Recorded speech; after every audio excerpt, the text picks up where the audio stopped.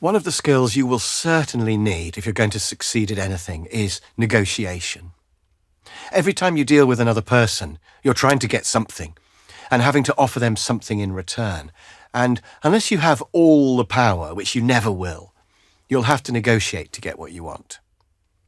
Sometimes you'll be trying to leverage only a small amount of power in order to get something quite large, which takes real negotiating skill. There's much more information on this on my full, detailed course on negotiation. But in brief, here are some tips. Not so much on buying from suppliers and selling to customers at a good price, but on negotiating for time and for help from other people. First is to realise that negotiating is an option. Instead of just saying yes to something that you're not entirely happy with, maybe you can negotiate to make it better. Maybe instead of saying no to something, there might be a way to make it feasible by a bit of negotiating. Next, see if there's a win-win that you can find. What would they like, perhaps really value, that you can easily offer them? What do you have that they might want? The more tradables that you can have to play with, the better. So have a think about what all the variables might be in a potential arrangement with this other person.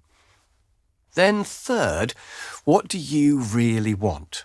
What's the ideal outcome? What will you probably get? And what would be the worst outcome that would still be acceptable? What must you get? You want to think about the ideal outcome because that's what you'll ask for first. And you want to think about the worst case because that's the point at which you'll walk away and try someone else. Which takes me to point 4. What's your best alternative to an agreement? If you can't get something agreed, what will you do? Clearly, a good backup plan makes you much stronger in your negotiation. Number 5 is to have the courage to ask for what you want. The worst that'll happen is they'll say no. If you don't ask, you don't get. So at least give it a go. There's so much more to negotiating, and please do check out my full course. But I think in the context of success, these would be my top points.